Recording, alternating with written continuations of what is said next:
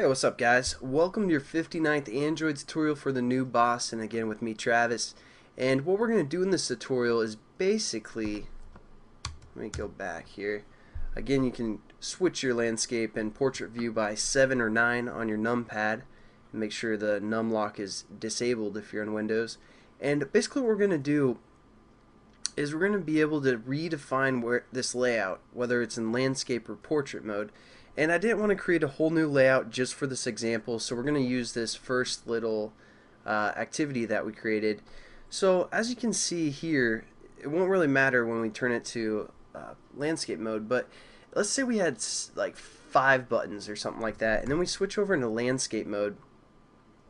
Some of those buttons would run off the screen and then you'd have to scroll down to see them, and that just wouldn't be that cool.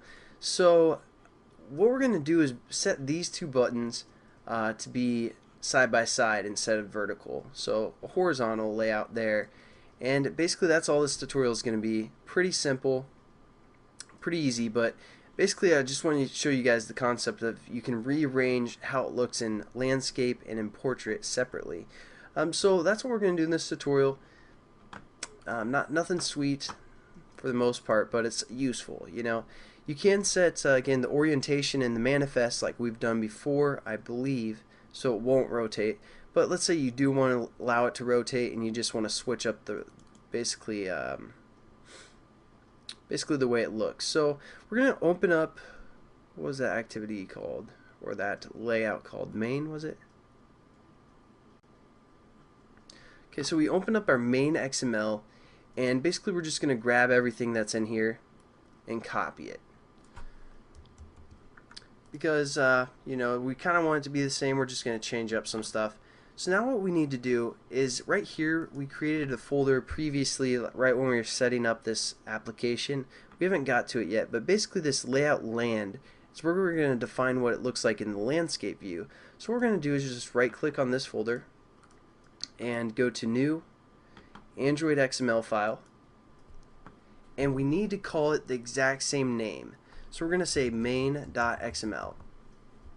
Again, it's a layout, but it has to be the same name as your your portrait landscape or whatever, your portrait XML.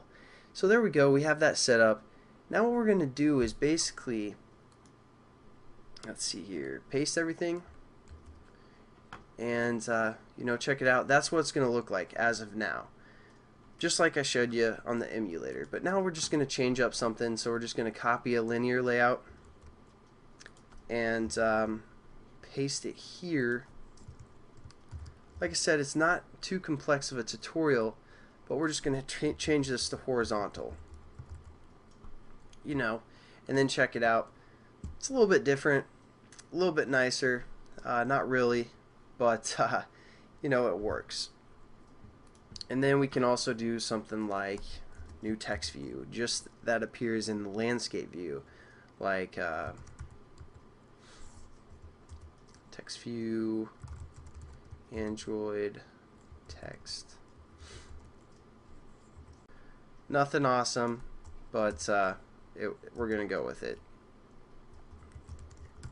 Android layout width is gonna wrap text.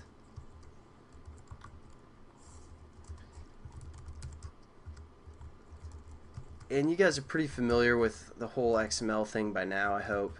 At least you understand how to do it, and you can mess around and get wrap content, not wrap text. What am I thinking?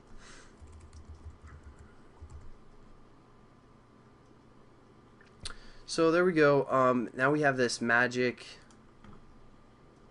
thing after we kind of narrow down this other linear layout because it's not appearing right now. So we're going to say for the height, wrap content, and shabam! There we go. We have our new layout that's just going to appear in the landscape view. But again, an essential thing you guys need to know for this tutorial is basically when you define 2 different, the portrait view and the landscape view differently, instead of letting the Android program do it itself, if you want a different layout, you need to label them the same exact name. And then the other thing is you also want to have all of your references the exact same in the landscape view as well as your portrait view. Otherwise, when you click on it, because again we defined all our buttons and everything in Java, you want to have that reference bridge into the XML the same, whether it's in landscape mode or in portrait mode. So there we go. Let's just test it out real quick. Save it and run it, and hopefully it works. I mean, that's pretty much the only thing you're going to use this layout land for. We probably aren't going to even use it again. I just wanted to show you guys you have the availability to do so if you choose.